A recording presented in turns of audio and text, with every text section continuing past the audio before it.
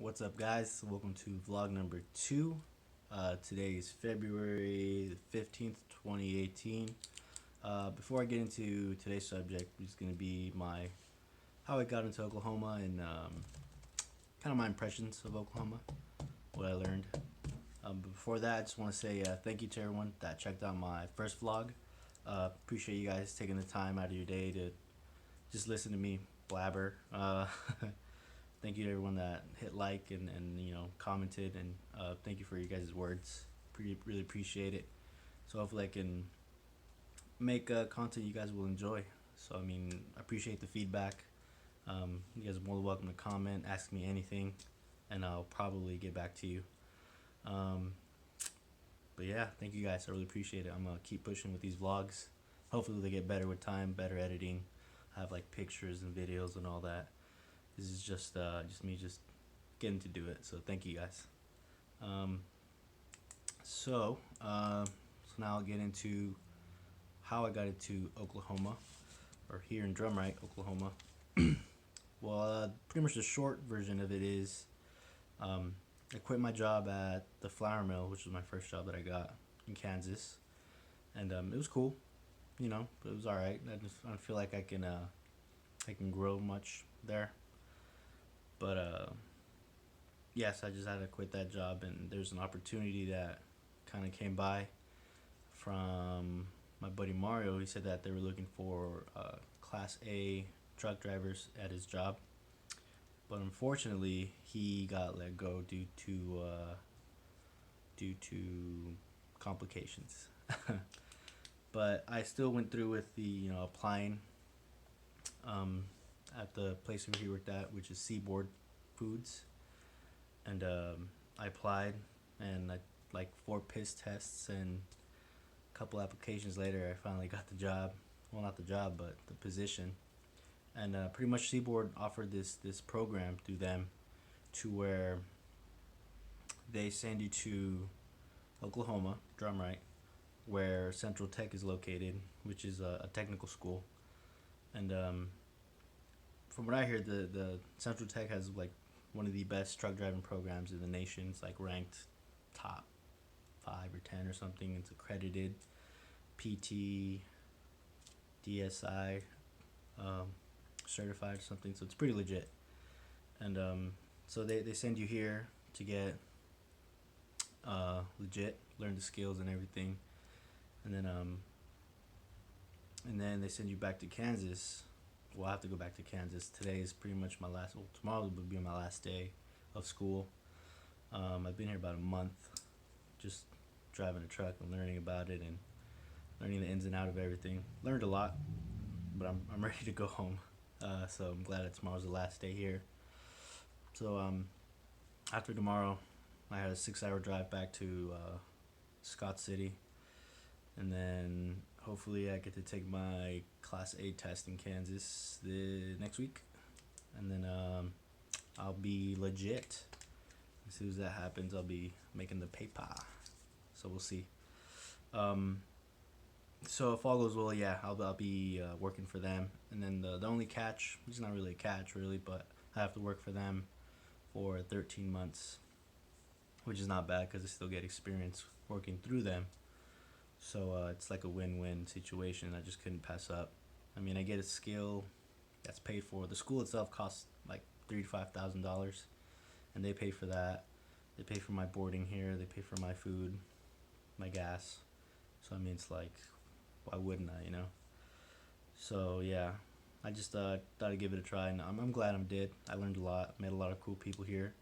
Learned a lot about Oklahoma that I didn't know. Before here, I didn't even care about Oklahoma, except Oklahoma City Thunder. That's all I knew about this place. But I learned a lot. I learned through the locals, of course, and just kind of walking around and doing my own research. There's a guy in my class. He's actually born. I was born in Drumright and raised in Drumright, and he was giving me the story of how Drumright came to be. Pretty much, it's like there's a lot of oil in Oklahoma. I didn't know, but there is. You see a lot of the those oil pump things that like just do this thing all day. Bunch of these everywhere. There's like 3 of them in our school location. They're just like fenced off. So there's a lot of oil in Oklahoma. You see them everywhere just randomly. And well, before all that, there was this one big well that was here in Drumright. That was like in the 1900s.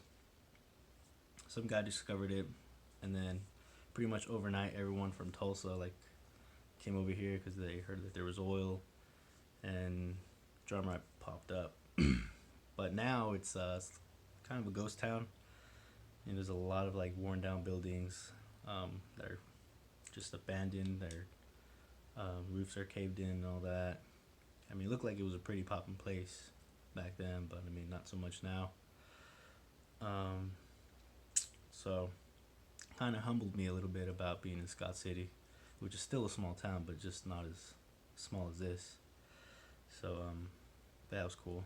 So while I was in Oklahoma, I got to visit the big cities, which is Tulsa. Tulsa was really dope. I went to the Blue Dome District, which is pretty much like the downtown section of Tulsa, where all the young kids go to hang out. There's like concert venue there. There's live music. There's bars. There's restaurants. It's graffiti, and graffiti was dope. But the vibe there was super dope. It kind of reminded me of downtown Riverside. You know, I like at like an art walk weekend type deal. So Tulsa was dope. Oh, and real quick, if you want to go to Tulsa or Oklahoma City, you have to take the freeway, of course. And then what they have here is what they call turnpikes, which is pretty much toll roads. So if you want to go to Tulsa, you literally have to stop at this little booth or this little machine and throw some change at it. It's like 75 cents to go to Tulsa, and then you pay that 75 cents coming back, which is interesting. And then same thing with Oklahoma City. You have to pay $2.50 to drive on the freeway to get there, and $2.50 on the way back, which is crazy. I'm just not used to that. So, but I mean, when you have like fast track in California, it's pretty much the same thing. You're just getting, you know, charged a lot to travel.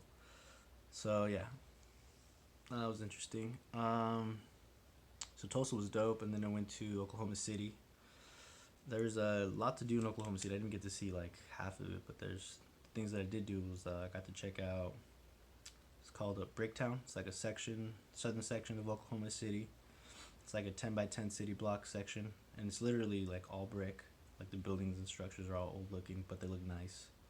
Like, you know, it's really clean, really like well maintained. There's a baseball field there. There's all kinds of there's a school there, like a music school. There's performing centers. There's restaurants, really nice restaurants, breweries, clubs, bars, all that. Movie theater. It's legit. They even have like a canal that goes down through the downtown area, and you can take like a boat, and it'll take you down to the center of Bricktown. You get like a little tour, kind of like what's that place in Italy? You know what I mean. It's kind of like that. And they just get to take in the sights. There's like an arcade section, like wall climbing and mini golf section. Like it's all together, which is super dope. So I recommend checking that out if you're ever in Oklahoma City. I also went to the Botanical Gardens, which is about a couple blocks away. That was really nice to check out. Not only not only was the garden dope, but like the area around the garden. It was like a park, have like a outdoor auditorium type deal, and then really nice like walking park type area. They even have like an ice skating rink out there, which is really dope. But the garden itself was dope.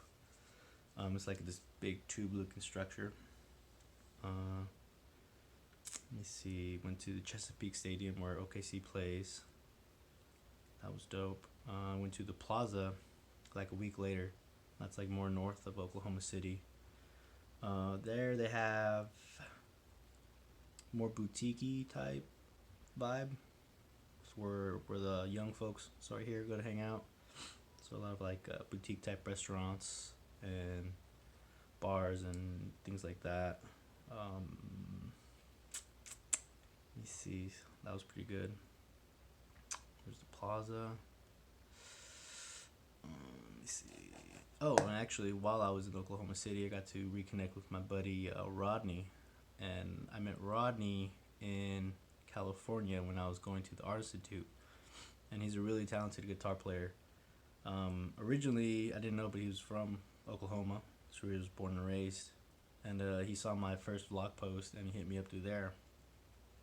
So we reconnected, and I gave him a call, and I met up with him while I was in Oklahoma City, which was super dope because we got to catch up, and I gave him my spiel of how I ended up in my Spirit Quest, and I don't even know what I was on, but someone said that and it stuck, and it makes sense. So yeah, we talked about that. We talked about how he likes Oklahoma City. We talked about music. We talked about me, and then how he likes it over here, and it was just really refreshing to talk to him again and have a real deep conversation with somebody, like a familiar face.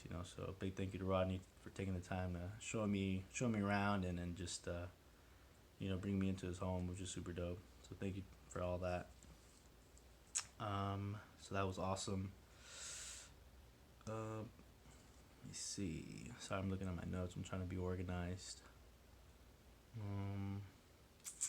Historical sites.